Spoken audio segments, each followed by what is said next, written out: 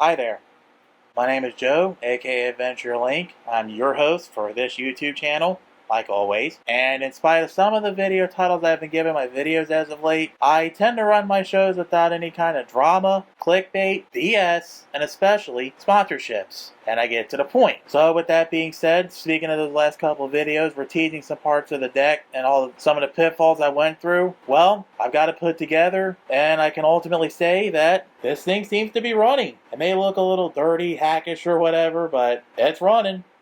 Running Windows 10. Yeah, you can pretty much consider this 90+%-ish eBay build. Hell, I got just about everything for this thing off eBay. Even a case, as you know from one of my live shows on YouTube. I was tipped off by Phillips Computer Lab and it shows on LGA 2011 boards and Xeon processors. More or less, that's what that's running there, is one of those LGA 2011 boards and a Xeon processor. So that's pretty much, the finished product here. But now I'm going to ride you, the viewers, through the process of my learning how to get this computer up and running, building it, and all that stuff. So, as Lord Voltaire would say, you better sit that, strap on, and prepare yourselves for the gutting out and rebuilding of this digital DEC PC. Let's do it. Alright, now just for the record, I actually do have one of these keys here. I forgot I actually had this. I thought I lost this. I do got a key, and will it fit? It does not. That's a different style than mine, I do believe. Oh well, at least it came unlocked. Because there's actually 4 screws on the side. There's one here. You probably saw the other 2 screws on the other side, but there's only 3 screws on here, so let's do it.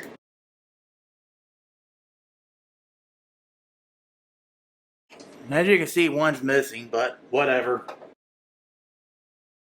Okay, all 4 screws are out. Now you can remove it from the top here.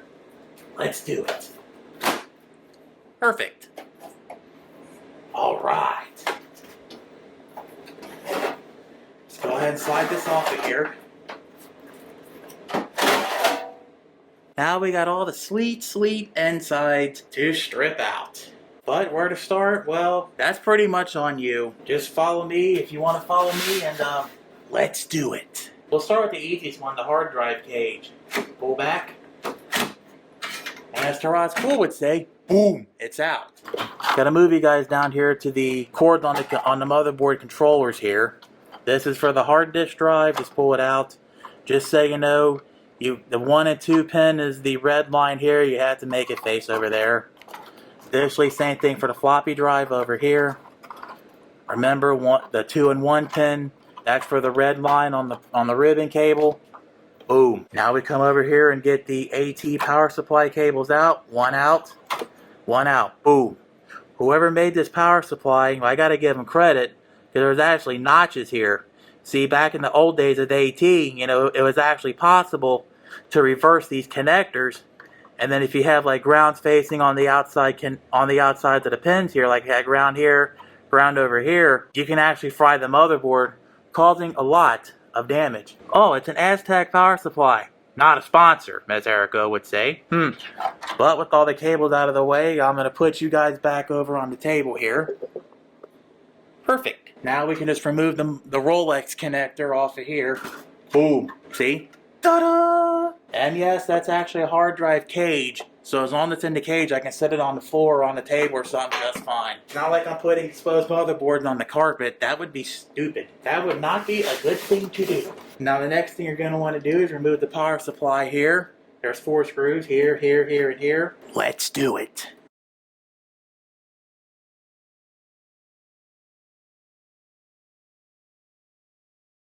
Perfect.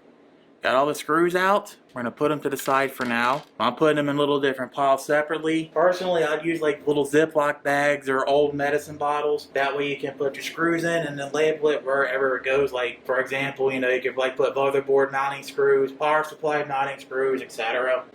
on each individual bottle. Slide out and over. Good. Perfect. Now you should just be able to free this. Well, yeah, there is a Phillips head screw here. I'm going to have to move you guys over so you can see it. There it is. Phillips head screw. 2 of them, actually, on each side. Let's do it. Don't mind me if I'm in the way here. Just got to Well, actually, it looks like it's one screw and one rivet. Hey, I think it's coming out. Boom! I said there was two screws, it was actually one screw and a rivet. Now pretty much all that's holding it in is a zip tie. I can just cut that off cam, get that out of the way for everybody. But for now, I suppose we'll move on to this riser card. There's two Phillips head screws, here and here. Let's do it.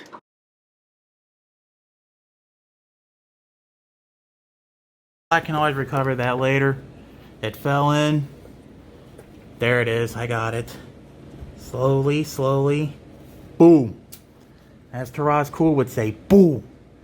Now, I'm gonna hate to have to do this, but to get the riser card out, I have to force up on one of the ISA slots on the other side. Pop this little thing out. Boom. Huh, this actually looks nice and clean as if it came from the factory. Nice. Set that on my table for the time being. Now to get this floppy drive out, there's two fasteners here and here. There's two more fasteners in these holes. Right, there's the other one. Let's do it. Perfect. Just fell right out. Perfect. That one also fell out. Now to sneak inside somehow and get these two out of here. Let's do it.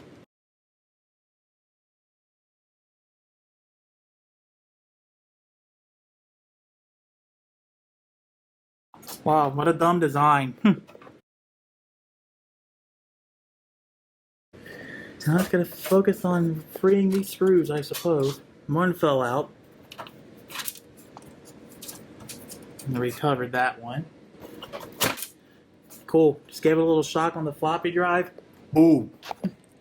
Undo the power supply connection and boom. It's out. Yippee! Floppy drive! Yay!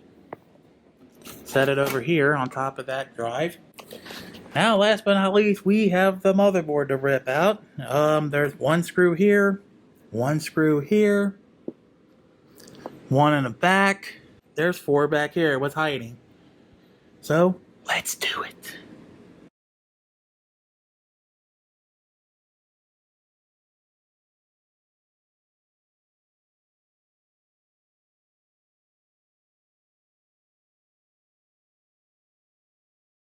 Perfect.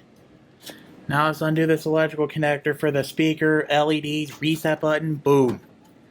And our motherboard is free without an issue. Yay! Yay! Hooray! Yay! As the little pirate guy from the Wind Waker minigame would say. Also, you get these neat little risers here. One, and one. Get four little risers to the pack. Alright, so off cam, I managed to, get a rough up as to what I'm looking at here. This is actually an old power supply that I bought my first computer, my build. The Antec, not a sponsor. Actually mounts in pretty good. It's pretty amazing how we can have, like, from the mid-90s here, a power supply from the mid-90s that still, fits a standard ATX power supply, bolts in just fine, and this hasn't even changed in the last 20 or 25 years, at the time this video was filmed on YouTube. Additionally, here's my NVIDIA GeForce GTX, also not a sponsor. Mounted into the card hole just fine. The only problem I can see here is that this little metal support here, it's like digging right into the video card, like right there. So if I can take an angle die grinder, try and bend or even cut out some of this metal that I can without compromising the integrity up here, then it would fit just fine. Otherwise, I'm probably, reduced to a miniaturized video card like a mini 2080 Ti or something. Or hopefully I can still fit a full-size one in here too. Now, of course, there is a known issue where these things, depended upon a riser card to get in for the cards. Well, as you can see, there's your PCIe slot down here. So, yeah, I'm going to have to take one of those extension cords. Let me try to get a better... Yeah, you can barely see it, but it's there. That PCIe slot there. Now they get one of those extension cords and just plug it into the motherboard that way. The other issue I see, though, is that with the mini ITX motherboard anyway, And unless I, shave off some of this here and move some of these risers, of course, it's going to get in the way of the heating, cooling, possibly the PCIe slot, the RAM stick, and all that stuff. Obviously, I'm going to have to cut out the screen here so all the power supply cords can fit from especially the motherboard power supply, can fit from there to here. Of course, the hard drive, I can get some supports in there that'll support a 2.5-inch drive for an SSD. Other than that, I suppose one of those NVMe or M.2 drives or whatever they're called will work all the same too on a mini ITX board. Just get like a 1 terabyte or 2 terabyte stick, plug it in, bolt it in, boom. Next thing I'm going to do is I'm going to end up drilling out all these rivets down here for this guard here. Honestly, for what I want to do, and as a whole, this thing keeps getting in the way way too much. More trouble than what it's worth. So I'm not sure why it's there, but it's there for a reason. But nonetheless, we're going to remove it. I believe all these rivets right here along this line should be able to take that little guard out. Let's do it.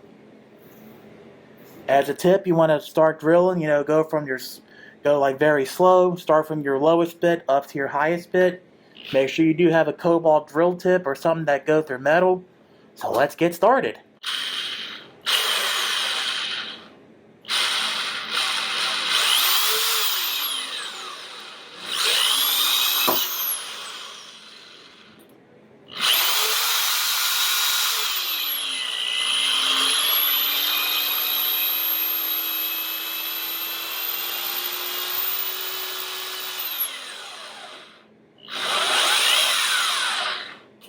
Find yourself stuck, just back it out.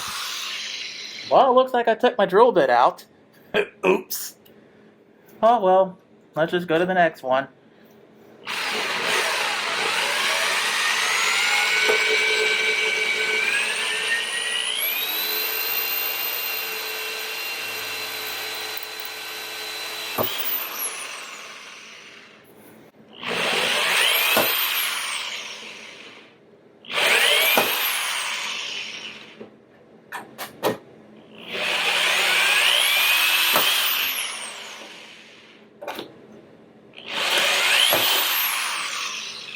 Perfect. Now, the guard should be easy to remove. Well, it's not. Oh well.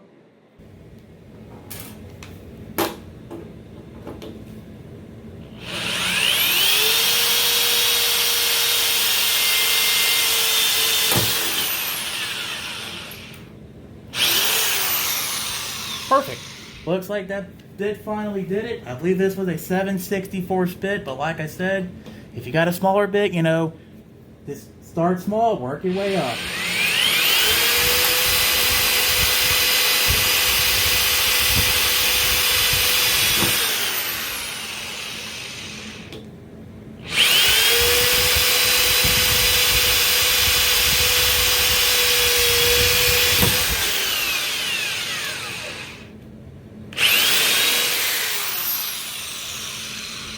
Perfect. Whatever was left of that rivet. All right.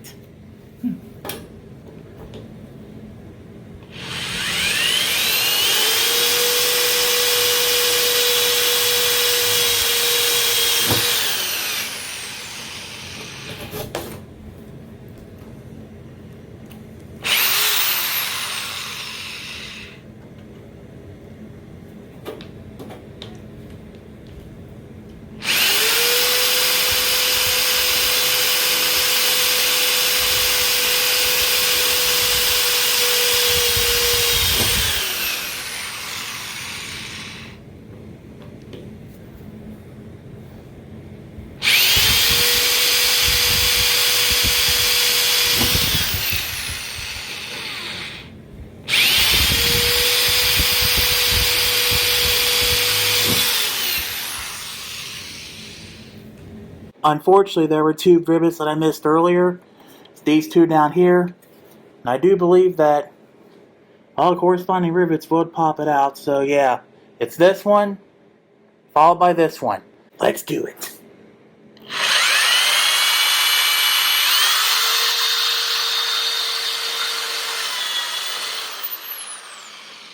One's out. Now I just gotta try to get the other on cam for you guys. Right.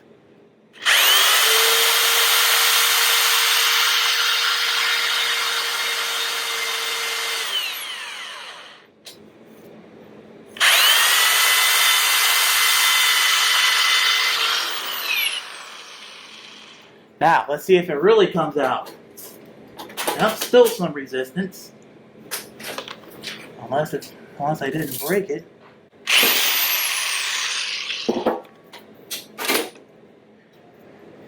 Ta-da! Scrap metal for the win. Now everything should not be in the way. Right, here comes the fun part of the Dremel. We got these 4 risers to get off here, here, here, and here. Then we got to get whatever these things are off here and here. Got me a Dremel, not a sponsor, just what I chose to use. Dremel 3000 with the cutting wheel. Let's do it and hope I can get all these risers cut off.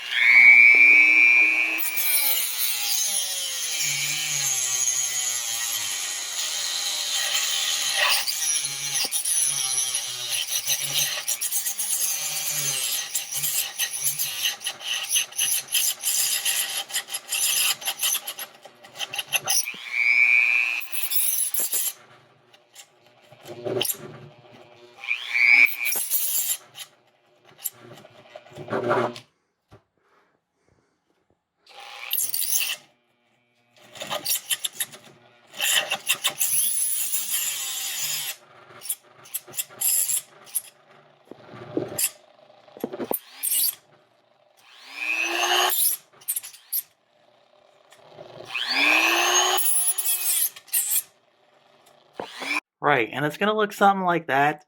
But I'm going to sand that down, and I'm going to go ahead and get all these other risers off. Now it's time to free the socket on this thing.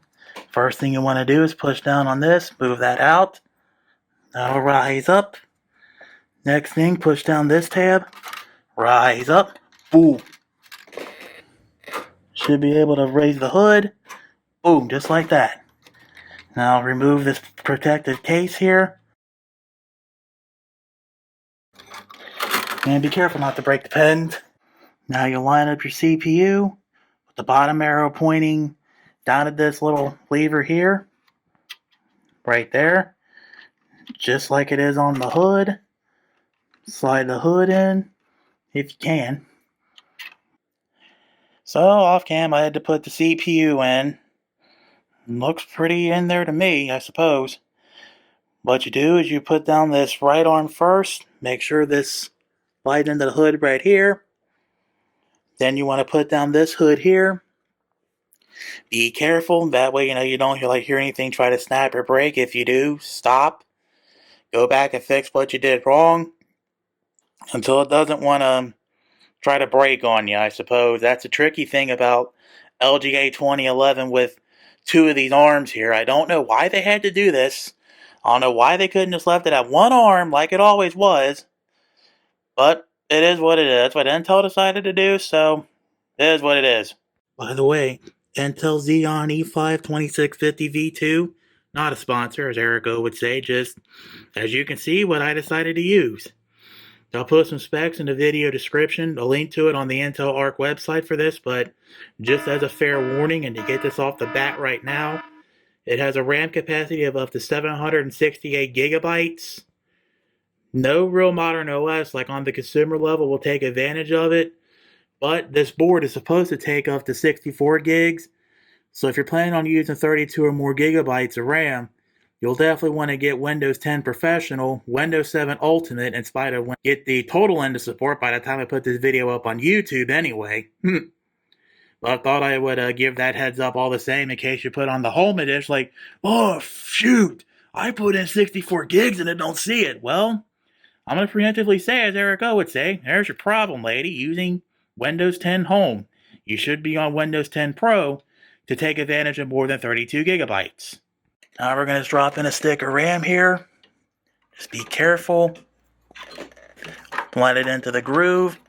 You can actually see the groove a lot better this time because I'm actually up close and personal to the groove. Make sure all your tabs are open. Line your stick of RAM in the hole. Make sure it's all in the hole here. Right then. Slide it on home. Click, click, boom. As Taraz Cool would say, boom. Go ahead and do the same thing to the other 3 RAM slots. By the way, we are using Samsung RAM, not a sponsor, as Erico would say. Just what I chose to use. Here's the specs on it. It's a 1333 RAM chip. We're going to overclock this to 1600 megahertz later on in the video. Alright, well I still got the heatsink and fan here. Still here before I got to take this back to eBay. The Dynatron R25, not a sponsor as Erico would say, just what I chose to use but ordered by mistake. Thing is, with these LGA 2011s, there's actually 2 ways the CPU can be, mounted onto the motherboard. It depends upon the board, so yeah, you're going to have to check all your pictures, board, and all that when you get it. But with that being said, as you can see, or not see, or whatever, right, that's the square mount motherboard. So you're going to have to find a CPU and heatsink core, CPU, heatsink, fan core for a square setup on this board. On the other hand, if it's a narrow configuration, then you would want a narrow heatsink and fan setup like this one. And even if I did get a narrow setup, it still physically fits just fine. As far as board mounting onto the case, I can link you to a template in the video description from a Redditor. I'll edit your name in this video. I forgot what it was at the time I filmed this video. But you can get a template and hope that it matches perfectly depending on your print settings. Or the easiest thing I did was I took my finger back here, several fingers, push this all the way forward here as far as it could go, hold it in. Then I used one of these little Sharpie markers, not a sponsor, just what I chose to use, mostly because instead of a felt tip pen, it had one of these. Yay! One of these little pen tips that I can sneak into the hole. Anyways, I just hold it in from the back, color in each of these little holes, going around the board, check my work several times, make sure the lines, boom. Then after that, I go several passes with the screws here, starting with the 2.5 millimeter screw, or drill bit rather, 3 millimeter drill bit, and then a 3.2 millimeter drill bit. FYI, on this one, you push the escape button to get into your BIOS. There's plenty of other ways to get into BIOSes. It depends upon your board, really. Real quick, for a free tip Friday or Thursday or whenever it is I put this up on YouTube, on this motherboard here, I know you can't see it real well, but this is like what people like Phil's Computer Lab or Jeff, aka Craft Computing, would show off. That there's really not much overclocking you can do with these Xeons and these cheap Chinese X79 boards, but you can tune the RAM to run faster. This is how you do it. These are 1333 sticks that I've got. They pretty much set this to 1600. You can make it go full tilt at 1866, but just as a fair warning, you might go unstable with 1866, let alone 1600. You may be best to keep it at 1600, but I'm going to leave it at 1866. So that's enough for that little free tip Friday on a Thursday, as Erico would say. With everything all assembled and all that, off cam, and just so you know, with these little power connectors here, I got some connectors that plug into these little headers down here. It's pretty simple. We just solder the colored wire to power, the red, and the black wire to black, which is ground. That means it is grounded, grounded, grounded, grounded, grounded. Alright, but let's get this walkthrough started, and just so everyone knows, Asus, NVIDIA, Samsung, Machinist, American Megatrends, Dynatron, Crucial, Seagate, Antec, Cetus, or Sandus rather, all not a sponsor, as Erico would say, just what I chose to use here. You can see I had to tuck some wires back here. Pretty nifty little power management. Although with these kind of non-modular power supplies, if I knew how to work on these safely, and I can desolder all the things that I don't need, that would be great. It would save some space in here, that's for sure. Got the fan here. Got the Samsung RAM. There's our GeForce RTX. Plugged into this extension cord here. It's mostly mounted down. I know I'm missing this one, but I didn't get a chance to drill it in. As you can see, I ended up having to sacrifice this part where the hard drive cage normally mounts to, because without this middle support here that normally went like right there, it's gone. No point. But there's ways to get around that. I mean, it is 2020 after all, where we hardly ever need optical disk drives, and even so, you can't probably see it, but where that little SanDisk, not a sponsor, plug is actually 2 USB 3 ports. So if I wanted to, I could get a USB 3 hub and plug it up outside, and then get a USB 3 or better optical disk drive so I can, watch Blu-rays or use discs or whatever. Boom. As far as cables go, this is one rather interesting thing, because I got all the cords, going in for these stock holes here into the ports. Can't see it very well, but there you go. There's our lovely Ethernet cord and our Amazon Basics, not a sponsor, plug. As you can see, this is rather uneven but kind of clever. Got our SSD mounted in where the floppy drive goes. If I can get that mounted in better, that'd be great. Other than that, this old 5.25 inch bay here, I've got a converter coming from Amazon soon where I can hook up 4 of these little 2.5 inch drives here, like this and this, you know what I'm saying? Hook them all in this little bay here, and I can have them tucked up neat out of the way. Boom. Pretty nifty. Of course, we got all our horsepower increasing stickers, yo. I wish I could show this off cam, how I gotta align this hood thing better and actually align it specifically, where it all fits and all that.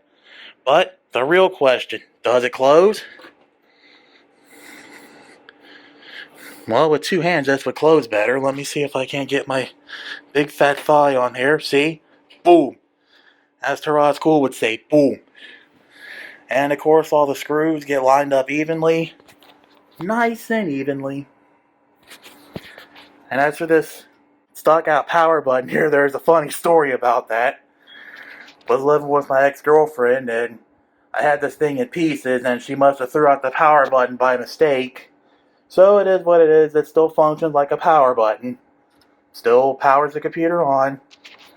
Reset button's actually functional as well. Alrighty folks, so that's it for now on the Digital DEC PC, getting that up and running. As you saw with all the parts listed, especially in the teaser video, everything does work and is up and running. Yeah! Now don't get me wrong, there's still more things I gotta do to it. But in light of certain current events, involving invisible bugs, if you take my meaning, I've been getting hit hardcore in terms of monetization, views, watch time, new subscriber count, etc. I figure I gotta get some content on here as soon as I can. So any other updates and things I gotta do to the deck, I'm gonna release it, like I said, in blurbs. Think like what I did with the bad RAM slot video, tuning my Dynatron fan, etc. So it is what it is. I'll just, update it as I go along and put either a bunch of updates in at once, or I'll release one update at a time. That's still up in the air, but I do got to get other projects done. I got to get this out, as I promised to you guys a long time ago in the teaser video. So yeah, with all that being said, this is all I've got for you for now. If you have any questions, comments, concerns, please drop it down in the YouTube comment box below this video. If you want to see more videos like this and any other such things I do, be sure to hit subscribe. Don't forget to ring that bell. Be sure to rate, share it with your friends and family, etc. Don't forget to check out any parts I've got in the video description, as well as medical bill donations, social media links, all those in the video description. We're going to sign off with the wise words of wisdom from Eric the Car Guy, reminding you guys to be safe, have fun, and of course, stay dirty. And as Eric O would say, viewers, if I can do it, you can do it. As always, have yourselves a great day, evening, whatever time it is for you. Thank you.